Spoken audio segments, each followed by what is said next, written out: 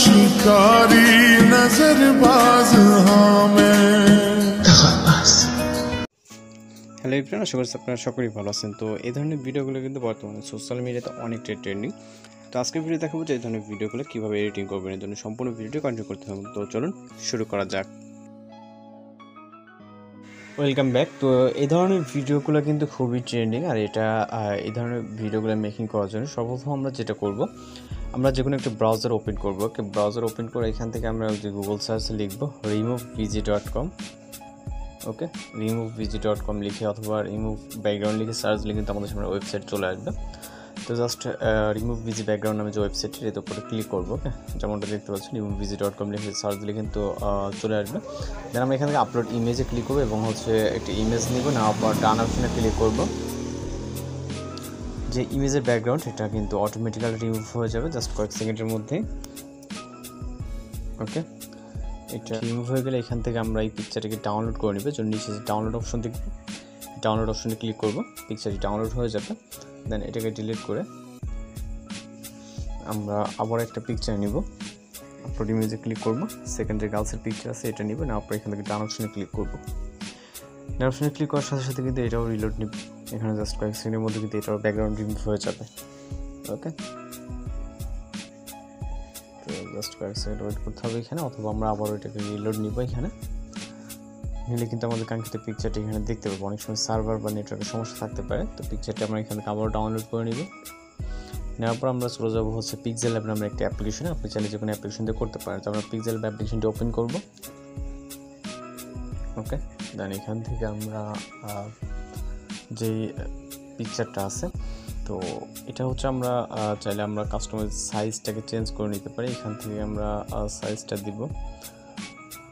এখান থেকে আমরা যেটা আছে ইউটিউব থাম্বনেল যেটা, এই সাইজটা নিব। ওকে, নেওয়ার পর এই যে টেক্সটটা আছে এটাকে রিমুভ করব। এরপর এখান থেকে আমরা 3 নম্বর আইকনটাতে ক্লিক করে এখানে ইনপুটে ক্লিক করব, অর্থাৎ যে পিকচারগুলো ইনপুট করব। এর আগে আমরা যেটা করব মূলত এখান থেকে আমরা পিকচার অ্যাড করার আগে আমরা এখানে একটা ব্যাকগ্রাউন্ড অ্যাড করে নিব। ওকে, ব্যাকগ্রাউন্ড অ্যাড করার জন্য 4 নম্বর অপশনে এখানে ক্লিক করব এবং ওইখান থেকে আমরা ফ্রম গ্যালারি থেকে আমরা জাস্ট একটা পিকচার সিলেক্ট করে এখান থেকে টিক মার্কে ক্লিক করব। এটা ব্যাকগ্রাউন্ড পিকচার নেব এবং এইটা আমরা যতটুকু রাখতে চাই এখানে রাখবো। লেফট অথবা রাইট সাইড যে কোনো একটা সাইড রাখতে পারি। দেন আমরা আবারও গার্লসের পিকচার অ্যাড করার জন্য 3 নম্বর আইকনটাতে এবং ইম্পোর্ট ক্লিক করব। তারপরে এখান থেকে গার্লসের পিকচারটিকে সিলেক্ট করে এটা আমরা এই পজিশনে রাখবো। ওকে, এই পজিশনে এখানে আমরা এইভাবে এখানে রাখলাম।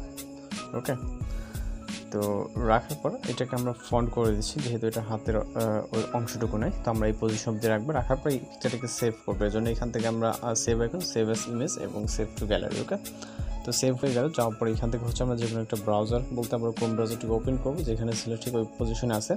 তো আমরা এখন একটা ওয়েবসাইট সার্চ দিব। জাস্ট এখানে সার্চ বারে লিখবো ওকে PIX PixVerse, VERAC space AI অথবা .ai লিখলেও কিন্তু চলে আসবে। তো এটা লেখার পর আমাদের সামনে একটু ওয়েবসাইট চলে আসবে। জাস্ট এটাতে ক্লিক করব, যে ওয়েবসাইটটা মূলত আসবে। ওকে, তো এটাতে ক্লিক করলে আপনার একটি গুগল অ্যাকাউন্ট দিয়ে এটা কানেক্ট করে নিতে হবে। আমার যেহেতু করা আছে, তো আমাদের সামনে এরকম একটা ইন্টারফেস আসবে। ওকে, দেন এখান থেকে এই যে ইমেজ আইকনটা দেখতে পাচ্ছেন এখানে ক্লিক করবেন। করার পর আমরা মাত্র যে পিক্সেল ল্যাব থেকে যে ইমেজটা ইনপুট করলাম ওইটাকে সিলেক্ট করে দিতে। এখানে আমরা ব্রাউজারে যাব। ব্রাউজারে গেলে আমাদের পিকচারগুলো এখানে সকল পিকচার শো হবে। জাস্ট পিকচারটিকে সিলেক্ট করব। ওকে, পিকচারটি সিলেক্ট হয়ে যাবে। দেন এখান থেকে type here and let the magic begin.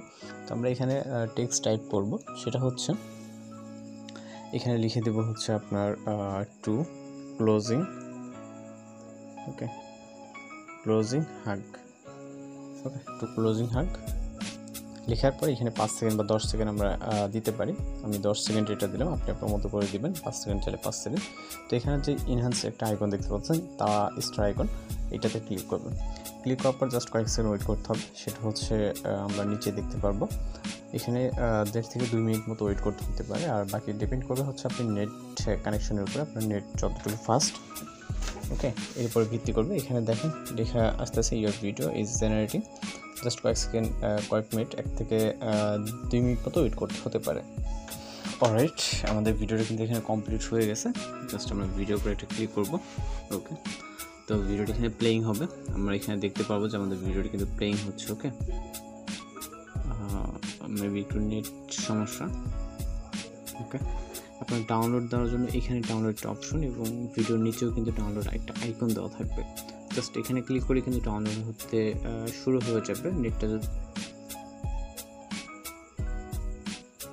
ওকে, তো ডাউনলোড কিন্তু কমপ্লিট হয়ে গেছে। তো এখানে যেহেতু কোনো ব্যাকগ্রাউন্ড মিউজিক নেই, সেক্ষেত্রে আমরা চলে যাবো ক্যাপকাট অ্যাপ্লিকেশনে। আপনি চাইলে যে কোনো অ্যাপ্লিকেশনের মাধ্যমে কিন্তু এখানে ব্যাকগ্রাউন্ড মিউজিক অ্যাড করতে পারেন। ওকে, তো আমরা ক্যাপকাট অ্যাপ্লিকেশনে প্রবেশ করার পরে কিন্তু আমরা ভিডিওটি ভালোভাবে আপনাদেরকে দেখাবো, যেহেতু এখানে আমি ভালো করে প্লে করে দেখাতে পারিনি।